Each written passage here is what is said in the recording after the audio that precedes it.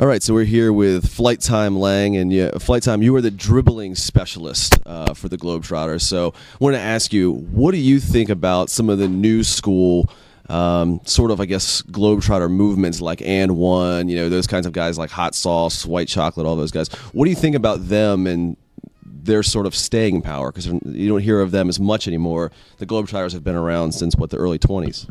Right. Well, the thing about the Globetrotters is that, we have been around for 85 years, and there's so many different brands of basketball out there these days. You got the NBA, you got European basketball, you got the Globetrotters, then you got N1, which I don't even think they're still playing anymore. But, I enjoyed watching them when they, did their thing. But it was more street ball and more hip-hop and things like that, where we're more about bringing families together and just having fun and not so much, saggy pants and, hip-hop music beating all the time. But, I think that's what has kept the Globetrotters around so long because, we pretty much started it, 85 years ago.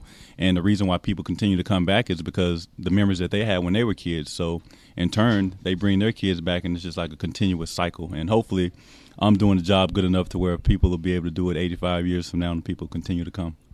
Well, that's the thing about the Globetrotters. They have staying power. The name, everyone knows who the Globetrotters are. And, I was going to ask you about that. About 50 years down the road, do you think the Globetrotters will still have the same staying power? But why do you think they have the staying power that N1 didn't have? Yeah, they bring the families together, but do you think there's more to it than just that? I think that the Globetrotters we're an American institution. 85 years, we're an institution. We're like, every time people ask us, like, when you guys coming back to town? I say, we're like Santa Claus. We come once a year. And I don't think Santa Claus is going away anytime soon. So I think that the Globetrotters can be around for another 50, 85 years, or as long as there's basketball to be played. Now, you've played all over the world. You went to college here in the United States, but you've played all over the world, and you're currently on the season of The Amazing Race. And like we said, we can't talk about how you do in that, but we hope you did well. What are some of the differences between U.S. basketball fans and international basketball fans with South American and European players being so good these days, where the U.S. used to dominate the basketball scene? What do you see the differences between those fans? Well, as far as the fans, I enjoy so much going to like South America, even Mexico. It's like the fans they're like so much more looking forward to having a good time. They're just waiting to be entertained, by American basketball players. But as far as the fans, everybody has fun at our shows. Even if they can't speak English, it doesn't matter. We do so much stuff, physically and being demonstrative with our bodies that even if we can't speak with them, we can still, give them a good show. But we try when we go to different countries. We try to pick up a few phrases, from those countries, and they definitely appreciate it, even when we mess them up. Where have you not been with the Globetrotters that you think would really make an impact and bring that fun and flavor to that area? Well, myself, we went to India a few years ago, and it was like the first time that we had ever been there. And I was thinking that, first time we're here, it's going to be exciting, the crowd's going to be packed, and really nobody really showed up. They're like so much into cricket, and basketball is so far-fetched over there that they don't even really care about basketball. But I don't really know. I think we've pretty much, touched every corner of the earth with basketball, 120 different countries and territories. And plus you got the NBA that's like so abroad now with going to China, and you got TV and internet to where if people want to know about basketball, then it's not that far-fetched to find out about it. But I'm not sure exactly where we go. We just like to go back and continue to bring the memories from the past, If you could play one-on-one with anybody, what would be your dream matchup? Probably a basketball player, but it can be anybody. If you could play one-on-one with anyone. Oh, man, if I could play one-on-one with anybody, it probably would be Ray Allen. I've always liked Ray Allen since I was in college. I've been getting recently a lot of people saying, you look like Ray Allen. And then the other night, I was in Anaheim, and I went 3 for 4 from our new four-pointer, and they told me I shoot like Ray Allen, too. And I was like, yeah, you guys just came on a good night. Yeah, getting the 4 points, I would imagine would be incredible. And saw that. That's a really cool thing. Looking forward to that in the show, Monday on the 14th. You've met so many people around the world as well, and you've been on, about every TV show there is out there. The Price is Right, Hell's Kitchen, all of these. Is there anybody that you could meet that would make you starstruck? You know what? I'm so not starstruck these days. I think early in my career, when I was a rookie and things like that, I was always impressed to go out to Hollywood, and we had guys like, Sinbad and Al Pacino would come to the shows, and I would be like just going crazy. But now, over the years, I just realized that they're just people just like us. Everybody's just a normal person, and, they put their clothes on the same way I do. They brush their teeth. They might have a little bit more money than me, but, they're just normal people. So I don't easily get starstruck, but I do enjoy, when we play in some of those big cities and you see the stars come out and bring their kids, and, they're just as starstruck over you as you might be over them, which is pretty awesome. On the road, like you said, you're on the road for 4 to 5 months a year. How do you keep yourself relaxed and grounded and keep yourself focused for the day's events, whether it's promotion or playing in the game? Well, for myself, if I didn't love what I do, I wouldn't be able to do it for 12 years. And it's just all about being professional. That's why I tell the guys coming in, you don't want to mess up a good thing. The reason why we're able to do what we do is because the guys that came before us were professional and they went out and did what they had to do every night. So I don't believe in taking nights off. I want everybody that possibly could come see the Globetrotter game to come and be excited and have a good memory when they leave. So it's just all about being professional. It's easy as far as that goes. It's hard playing every single night, but once you go out there and the Sweet Georgia Brown comes on and you look into the crowd and you see the kids, there's kids in the stands that got those tickets for their birthday and for Christmas, and you don't want to disappoint those kids. That's amazing. What an ambassador of the sport in general. Now, do you ever still practice, or do you just use the time, I guess, the magic circle for that kind of thing? And what's your favorite trick? Now, you're the dribbling specialist, and mad respect to you for that, because I think that's the most impressive thing. I can't dunk, but still, I think if you're taller, it's a little bit easier. But the dribbling is really where the skills are. So, what's your favorite trick, and do you still practice? We definitely practice every single day. We play every day, basically, and we usually try to get to the gym about 3 or 4 hours before each show, and we go out there for about an hour and a half and work on things. You're never too good at what you do. You can always get better. As far as me being a dribbling specialist, I'm also, I think one of the things that's kept me around for a long time is that I got to be pretty decent at everything. I dribble. I was a dunker for a long time. I still dunk, on occasion. But, you just got to continue to try to get better. Even though you get older, it doesn't mean you can't get better. The saying says you can't teach the old dog new tricks, but we got guys that come in all the time right now with new tricks, and I'm looking at them like, okay, I'm still in that. What's up for you when the Globetrotters when your time with the Globetrotters is said and done? What's your life going to be like? Well, once my job is over as a Globetrotter, or my career as a Globetrotter, I can't really call it a job because I love it so much. Hopefully I'll be able to stick around with the organization and go around and do like what Curly Neal does for us. He goes around, he promotes games, and we got some guys that have played with us for years that have been coaching, for years now, or maybe something in the front office. If not, I do have my degree in health and physical education, so I will still have an opportunity to touch kids' lives, if it's just in the classroom.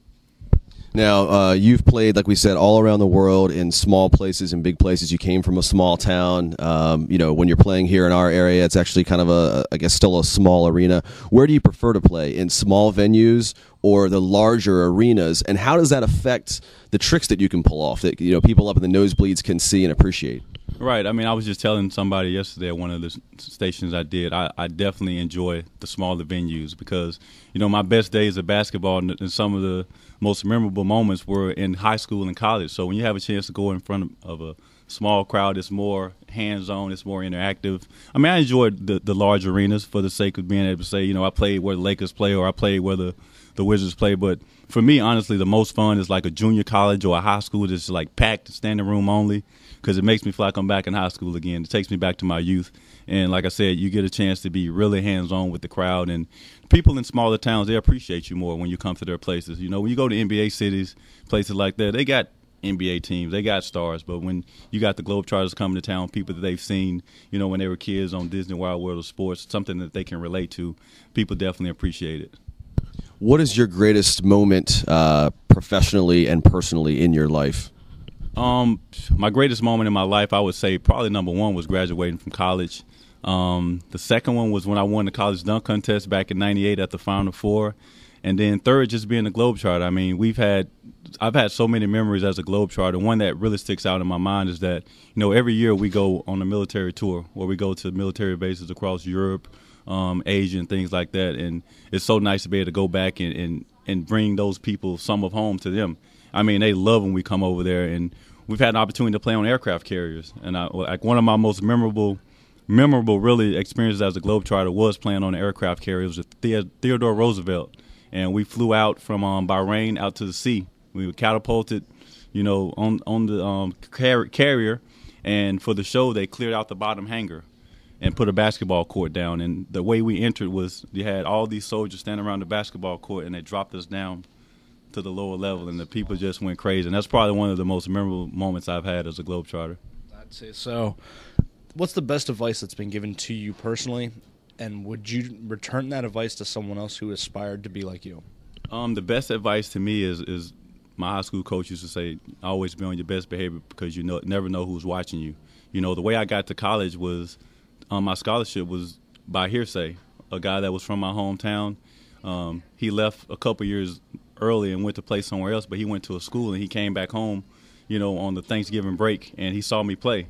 And so when he went back to Centenary, he told me, we got a guy in my hometown that can really play, and they actually end up offering me a scholarship without ever even seeing me play. So it's just about a matter of, taking advantage of your opportunities and always being aware that you never know who's watching you. And again, you've met so many people around the world, normal everyday people, and some of the, I'm sure presidents and, some of the top people in the world. Who are the most interesting people to you, whether it's in athletics or anyone? The most interesting people to me, wow. I don't know. I've met a lot of interesting people. My teammates are interesting. Everybody's so different because everybody comes from different backgrounds. You got people from New York, you got people from L.A., you got people from the South, you got people from the Northwest, and I've actually found that some of the most difficult people to deal with are my teammates from New York, but I still love them to death. The thing about it is about being a team, and myself, I like individuals. I don't want everybody to be like me. That's what makes the world go around. Different people, different attitudes, different strokes. But as far as meeting interesting people, I've met a lot. Nothing really like to note about that's really interesting, more interesting about them than any of the people that I hang around every day. But I just enjoy people for their differences, for just who they are. Last question then. Do you have a comfort food on the road? Is there anything that keeps you, like we said, what keeps you grounded? But do you have like a comfort food or something like that? Yeah, is it Chick-fil-A? I see that over there. Actually, a comfort food. Most of us, like you, I'm sure we play every single day, so it's difficult to eat properly every day. I try to take a lot of vitamins, but for the most part, I'm at Subway about 4 or 5 days a week, because I can get something for lunch and I can grab a pregame meal at the same time. I usually get like a ham and turkey or something like that without the vegetables because I don't want it being all soggy and stuff like that, and I'll eat it like a couple hours before the game. So spend a lot of time at Subways eating cold cuts and club sandwiches and things like that. And maybe an endorsement deal. We can get a finder's fee out of that, huh? We can do that here across the board. Nice. So then the very last question then, who's your favorite Globetrotter of all time? I know you've been quoted as saying Curly Neal and some of those guys. Of course, Meadowlark Lemon is probably the most famous of all time besides like Wilt Chamberlain, but your personal favorite? I would have to say it was Curly Neal. When I first joined the team 12 years ago, the number that I wore for the first 9 years of my career was number 22, and his number was recently retired in New York to Madison Square Garden about 3 years ago, and I had the opportunity to be there and present, part of the retirement. So, Curly Neal is a guy that I didn't get to spend a lot of time with early in my career, but the last, 4 or 5 years, I've actually gotten to know him and become friends with him. And, he's definitely one of my favorites. I still look at old tapes of him to try to pick up on some things that he did, to touch the crowds and be as memorable as he is. Flight Time, we appreciate it, and we are looking forward to the show. What can we look forward to? What's the best part of the show? Can you tell us what's going to be the best thing, or just come out and watch it all? Well, the thing about it is, we've done so many things to basketball. We've innovated the game. We've popularized slam dunks, behind-the-back passes. Of course, you know about our three-man weave. This year we have the 4-point shot. I don't know if we talked about it. We have the 4-point shot. We have 4 spots on the court that are about 35 feet away from the basket, which is about 12 feet behind the NBA range. And what we do is the last 3 minutes of each quarter, we activate them, so to speak, and both teams are free to bomb away from 4-point range. And I had a good night the other night in Anaheim. I must say I was 3 for 4, but then I followed up the next night with an 0 for 6 performance. But some of my other teammates knocked them down. It really gets the crowd going. They're excited about something new, to the game of basketball. So we should the good money then, the smart money is on the Globetrotters, right? Not the Nationals. Those guys are never going to get a win, huh? Definitely. We haven't lost to the Generals since 1971, and we don't plan on starting now. Yeah, I figured. Thanks a lot, Flight Time, and looking forward to Monday.